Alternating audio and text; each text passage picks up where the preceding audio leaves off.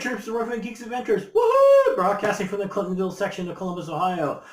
So this particular podcast, it's an evolution of what kind of got started. Remember a bit ago I was talking about, Luke and the comparisons of Luke and Vader in the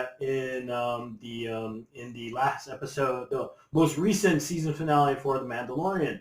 And got started thinking because I'm a geek, we obsess, about lightsaber combat in general in the films and the cartoons and how it's kind of evolved and changed from the very basic, simple styles from A New Hope all the way to the like Wing Chun-esque stuff that Luke and Vader were using most recently. So now, the title's kind of boring. Ideally, it would have been this line from Obi-Wan in A New Hope, a more elegant weapon for a civilized age. Or I'm paraphrasing here. This is what I remember in general, okay? But this is not meant to be a definitive, examination of all the 7 styles, I think, that have been mentioned in canon. It's just a general overview, and actually specifically how it has, like I said, how it has changed through the films and the cartoons. Just because visually, all of a sudden, like I said, it's gone from being a rather simple kind of, basic swordy thing to really, really, really complex, very stylized and individualist. Is something something that is tailored to the individual Jedi. So it's kind of made it more fun. It's not just yeah. You've got all this other really cool stuff going on. But like I said, this is not a definitive. If you want something definitive, well, there are a bunch of books out there. Let's see. If you're looking at just like lightsaber weapons, there is this Star Wars lightsabers. There is another book out right now, similar title, hardcover. I have not picked that up yet. This is from a while ago. This is a very simple, this is like a kid's book, but it's got a lot of cool general information about just about everybody's lightsabers, actually. How construction, specialized lightsabers, and of course, you got some of the, a little bit about combat, a little bit of everything. So it's a fun, if you can find this, a fun book to have. There is also the Jedi Path. The neat thing about this is the way it's written is it's kind of like a general, like a textbook almost, except that you also got additional notes scrawled in from Luke and other Jedi as the years pass. And this is also actually pretty detailed about force powers, lightsaber techniques, a little bit of everything. So it's really, really, really cool. Most recently is this book, The Secrets of the Jedi. This is kind of unique in that this is actually kind of like, I'll go there. It's like Jedi Light. It's written from the point of view of Luke Skywalker, and it's kind of like a light textbook, actually, about specific characters, abilities, a little bit of everything. But of course, the definitive book is Jedi versus Sith. This is from when they were still pounding out the Essential Guides books. It is, if you're looking for something really detailed, this is the first, I believe this is the first book that talks about these 7 forms of lightsaber combat, from Shicho to Vapad. It is a wonderful piece of work. I'm not too sure what it's going for on the secondary market right now. I'm not too sure what the scarcity is of this, but if you can get your hands on it and you want to go all out, you really want to pick this up. Tons of information. The history of the Jedi, which goes back, is it 250,000 years or 500,000 years from the Battle of Yavin? Long time! Force powers, constructing a lightsaber, tons of information. It is, here we go. Diagram of the 7 basic forms.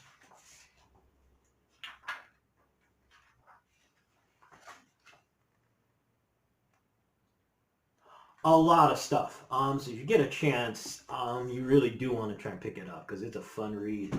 So anyway, are we ready? Yeah, yeah, yeah.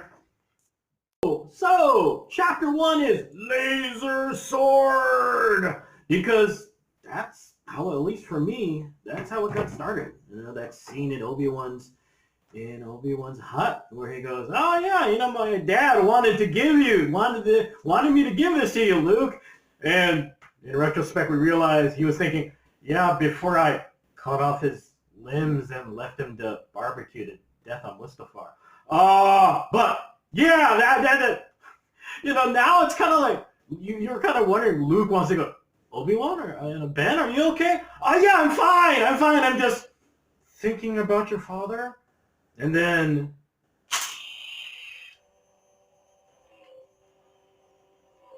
I mean, the scene isn't a big deal.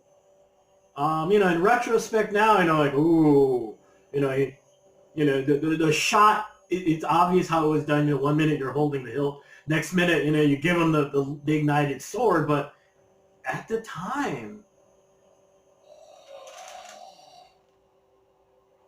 laser sword. And then realize that, no, it's got a cooler name. It's a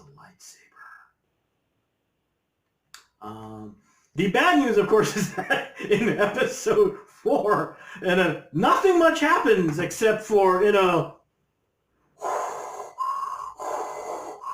you suck. No, you suck more because I kicked your ass. No, shut up, be quiet. You know, and that's basically all it was.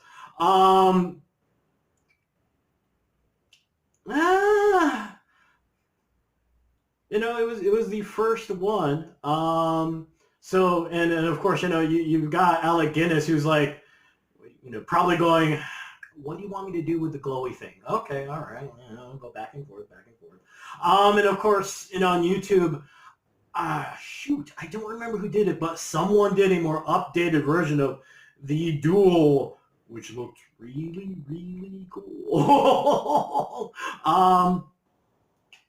But, you know, in episodes 4, 5, and 6, it was just the beginning. And at that point, now, the person who did the work, though, who choreographed everything, was Bob Anderson, who is a legend in Hollywood.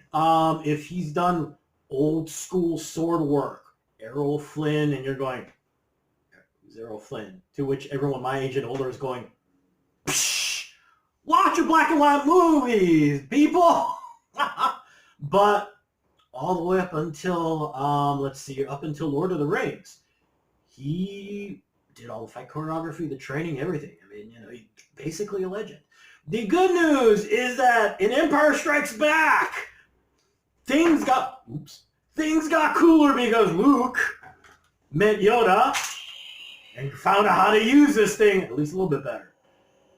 Unfortunately, learned just enough to not get his butt kicked too badly. And so it went through Return of the Jedi as well, where, you know, it's still a pretty simple form of combat. I mean, it's stylized, especially Empire Strikes Back. The duel between the two of them, Luke and Vader, is a lot of fun to watch. You know, it's a perfect example of how the amazing work that Bob Anderson did, because there is no wire fu, there is no fancy, you know, the wushu related stuff is so fun to watch, yada yada yada. But this old school, there's a sense of drama, there's a sense of flair. It's a lot of fun to watch. You know, from and to see the growth from Luke in Empire Strikes Back to Return of the Jedi. And there's been a meme that's been floating around with the scene from Return of the Jedi. You know, that moment where Vader and Luke are dueling, and, you know, Luke does his backflip onto the catwalk, and he's on the higher ground. And then Vader goes, "Ooh, Obi-Wan has taught you well." And it's like, ouch. Yeah, Luke took the high ground. But so it went. I mean, at this point, there wasn't a whole lot of other stuff visually that, there was no cartoon series. We won't mention the holiday special. Um, even even with the Timothy Zahn Thrawn books, there's still, it's all still novels, still comics. There wasn't a whole lot of anything to grab you visually to go, except one thing. Now I'm going to be mentioning this. I'm going to put a link to this in the section below. Hopefully I remember. It's Lumiya, the Dark Mistress of the Sith. Now, this is not from Dark Horse, although at this point, this comic here, this was inserted as part of the expanded universe toy line that Hasbro did for Star Wars for a while. And there was a dual pack with Lumiya and Luke. In that, in a nutshell, Luke is on a mission, runs into this mysterious, all Vader-esque, cybernetically augmented, obviously a Sith Lord, and she's got not just a lightsaber, but a light whip, and gets his butt kicked. So, what do? You've got this weapon that, does this whole twirly wrapping around thing, plus the fact that it's got metallic and leather tendrils are messing with him too. You do what you do because it's a comic book and we're not sure what canon is. You take a whole bunch of spare parts and a blaster pistol and you go all Miyamoto Musashi and you make your wakizashi to go with your katana. Or in this case, it was called a shoto. And the action figures they made for this. Oops. There's Lumiya! And there is Luke with his shoto.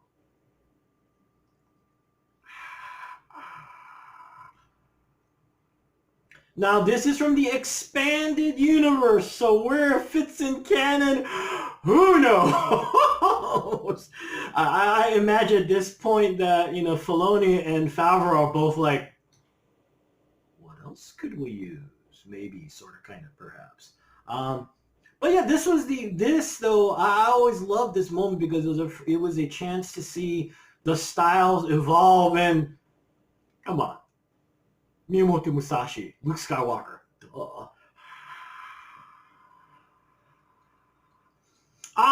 But so it was for a long time.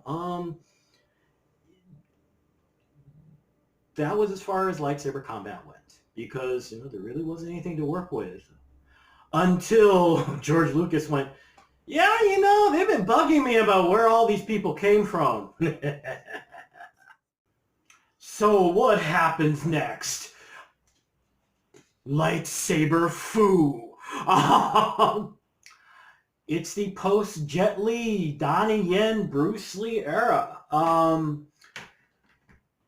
Stylized wushu. Wushu it's not super familiar. I mean, right about now is also when, this is the same year actually that The Matrix came out. So seeing Wo-Ping level of work is still not as well known. So what do? You bust out. Since this is a flashback to the just before the Old Republic disintegrated, just about the decline. Actually, frankly, the decline of the Jedi. So what do? We introduce a new stylized form of combat, drawing heavily upon wushu techniques. And of course, the most legendary, we've got, this didn't happen, unfortunately, until Revenge of the Sith, but, you get to see Samuel L. Jackson be a bad mofo with his purple lightsaber. Such a bad mofo that on the hilt of his lightsaber, if memory serves, are the letters BMF. You know what that means. Come on. But, the epitome of this moment is the duel between Darth Maul and Obi-Wan Kenobi. And let's be honest here. When that first trailer came out, the things that drew us, for at least for me, that first hearing of the and going, and the other thing, of course, was seeing that double-ended lightsaber being ignited and going, Who is that? And the sad thing is, at least in the film, it is just that one duel. Although the wonderful thing is, lots of strong opinions about the prequels. But the beauty of it is you got to see lightsaber combat in full fury. High speed, lots of fancy techniques, lots of craziness going on all over the place. Double-ended lightsaber! Yeah! But the other thing is, in the midst of all this, Lucasfilms let a whole bunch of cartoon series just explode. And those led to a huge transformation in lightsaber combat itself. I mean, this is still incredibly cool. This is so fun to watch, but something different happened in the next stage. Step in the evolution was Jedi dual combat. Now you're going, what's the difference? A couple things to keep in mind. The first thing that came to mind was the other person that got a really special lightsaber was Count Dooku. And they would always talk about how, he's this old school guy with the funky pistol grip lightsaber. And a lot of emphasis about how different was a unique, older school style lightsaber combat. Now, unfortunately, you didn't get a chance to see that a whole lot in the films. Because, Christopher Lee, bless his heart, great actor, yada, yada, yada, but he ain't going to be swinging the sucker around like Errol Flynn, okay? And number two, at that point, I would imagine they were just like, the fact that you're using you're using wushu as the basis for combat, that was a huge big deal. So unfortunately, though, what ends up happening is that you recall in Attack of the Clones, you see basically he's kind of using this a lot like a regular lightsaber, two-handed and all this kind of whatnot. I mean, you remember the fight that he has between Obi-Wan and Anakin, and it's like, okay, whatever.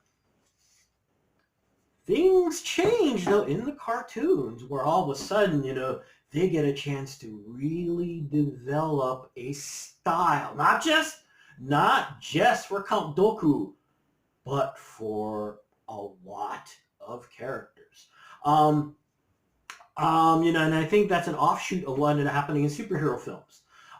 You look at what happened in Spider-Man, where, after decades of wondering, what does Spider-Man's fight look like? Seeing the CGI Tobey Maguire bouncing around like a jet ball, using acrobatics and, basic striking techniques to create a unique fighting style for Spider-Man. And you flash forward, way forward to the MCU. You see how Black Widow fights differently from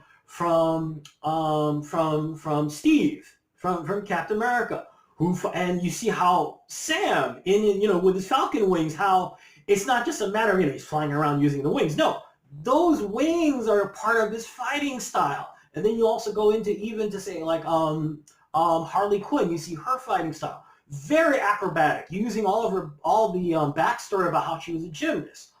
All of these things so that it's not just, they're using Kung Fu and all this kind of stuff. No, you created a whole bunch of unique fighting styles tailor-made for these characters to add more depth and blah, blah, blah, blah, blah. Just looks cool.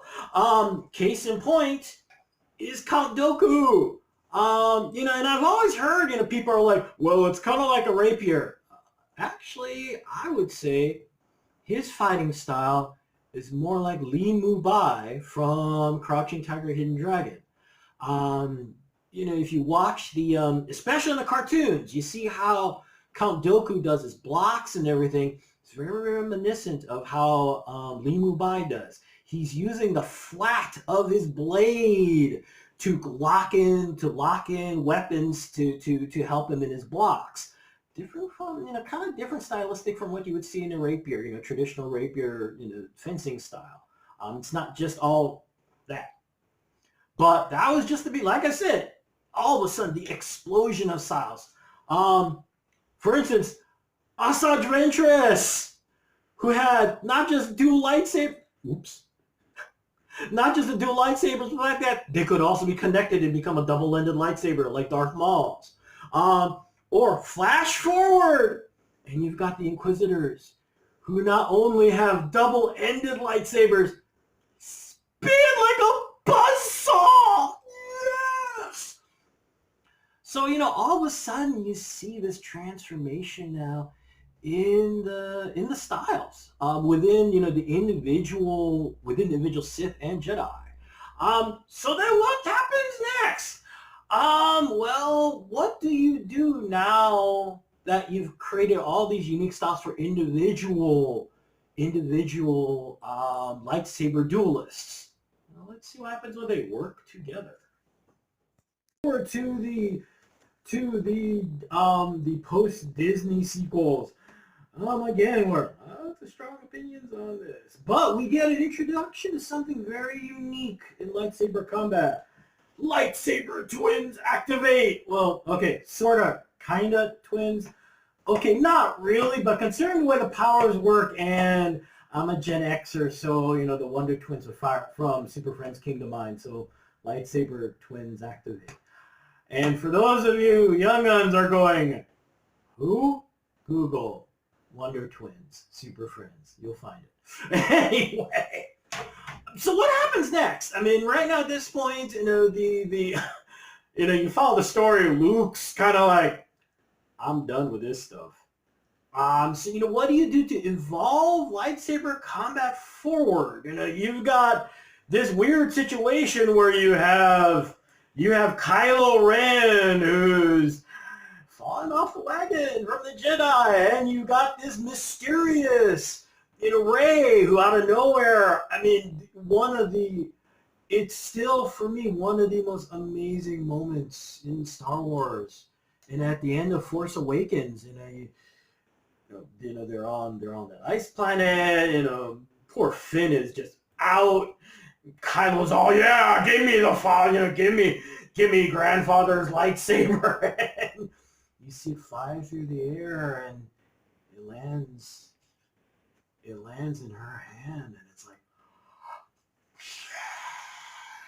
yes!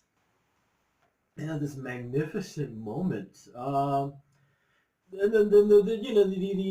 fighting style, and it kind of goes back old school again. It's got this it's got a few more flourishes, but it's a lot more traditional and much more traditional old school stuff going on, But, so what did they do that was unique? Well, in The Last Jedi, we got to see something really wild. In that one, that funky kind of, it goes beyond ESP, how they're able to see each other where they're at, literally interacting indirectly, all these really cool things. But the coolest part in there, and also in the final duel with Palpatine in The Rise of Skywalker, seeing them fight together, using their force powers in conjunction.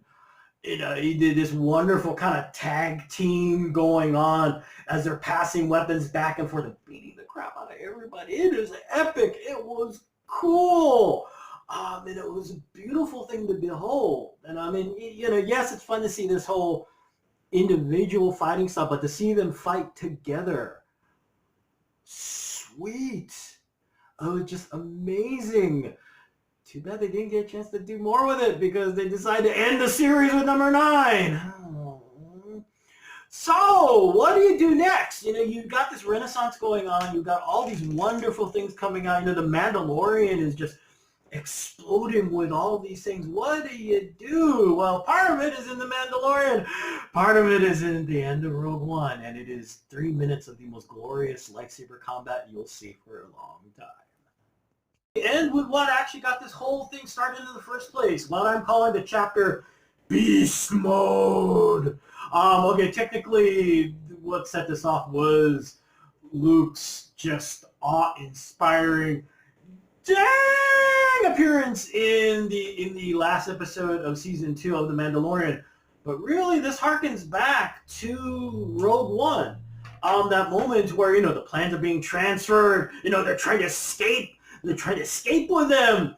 And of course, who do you send in to go, you want something done right, you gotta do it yourself because y'all couldn't do it right.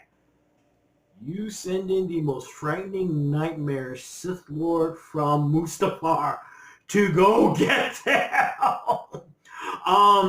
That pivotal moment, because it's funny because I remember for years, for me, watching A New Hope, and you get that opening scene when Vader first shows up, yada yada yada, and you're looking at all these rebel troopers, and you're like, dudes, man, what the heck?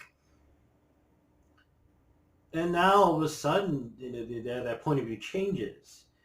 Because you realize they know that they're done. They know they're not going to live. They know they're going to die and die horribly. You realize that it is with that sense of sacrifice, they gladly do it because they're just buying time. That's all. If you get a pot shot at Vader in the face, hey, you'll take it. But they're not there to stop him. They're there to buy time to get the plans off the dang ship at any cost. I mean, it's that kind of, World War II heroism that was the hallmark of Rogue One. And it's like, now it's like, holy crap, man, that's epic. Especially when you're facing, you're basically facing Michael Myers and Jason Voorhees, but he's got a laser sword. It's like 3 minutes. As much, I guess for me, I didn't get a chance to see all of what was going on with Vader in the cartoons, but in that moment, to see this concentrated moment where he's just flinging everything all over the place, effortlessly deflecting blaster bolts. I mean, it was just amazing. And then you flash forward to what Luke does. And actually, the fun part of it is, you get this great buildup of the scene where, you see the lone X-Wing, and based upon what you've seen in previous episodes of The Mandalorian, you're like, whoa, is that Ahsoka? Is that, another one of the other characters, that have been introduced over the years from the cartoons? And then all of a sudden, you see the green lightsaber blade, and of course the internet exploded. But again, you see Luke, and actually that was which is, the idea of what I wanted to talk about. How for both of them, it wasn't just a simple matter of, you get to see this great whirling lightsaber. No, when I see them fighting, it's akin to Wing Chun, actually, where it's not just using the blade. They're using blades. They're using their lightsaber blade and their force powers in conjunction, sometimes almost simultaneously. Now, in some ways, I was starting to think, well, consider who they're taking on, droids and a bunch of human troopers. Well, think back to Attack of the Clones, where, you have this giant army of Jedi taking on an army of droids. You don't see that combination of powers used. You sporadically see someone using a force thrust, like the way I think it was Kit Fisto who does it in the arena during the last fight. But you don't see it in the combination that they're using. Lightning fast, all of this stuff happening at the same time. I love how, in one moment, they're deflecting a blaster bolt, but at the same time they're doing a force strike to, level a bunch of troopers. So it was just amazing and fun to watch them do both go beast mode. It's also fun to kind of see how, there are lots of videos out there doing, the kind of simultaneous, seeing them fighting simultaneously, seeing them similar styles. They don't do the exact same thing, but it is kind of unnerving how they both decide to use the Force in a very violent way to take out their last opponent. It's like, yeah, Luke, you're your father's son, all right. Good thing that's a droid. That's a droid, right? Oh, thank God that's a droid. That's still kind of creepy, but at least it's a droid. So, yeah. So that's where we're at this point. So what happens next? Huh. So that brings us to where we're at now. The once and future lightsaber duelist. Right now, there's still more. Let's see, Obi-Wan Kenobi. That series is going on. Whole bunch of other series are being filmed right now. There's also, of course, the Mandalorian season 3. Duh. But also the High Republic. Right now, of course, there are no film. Get past Rogue Squadron. Who knows what's going on? But yay, Patty Jenkins, yes. But we'll see. If memory serves, the High Republic is happening at the height, High Republic, of the Jedi and the Old Republic. So who knows what kind of freaky new skills we're going to see. Hopefully, a lot of fun stuff. But as I've been showing through this whole podcast, it's fun to see how these styles and everything have evolved, have transformed, and have added so many fun things as time has passed. And it's not just a matter of, oh, you added more spinny things to it. It's like, no, you've added details, you added flourishes, you added depth.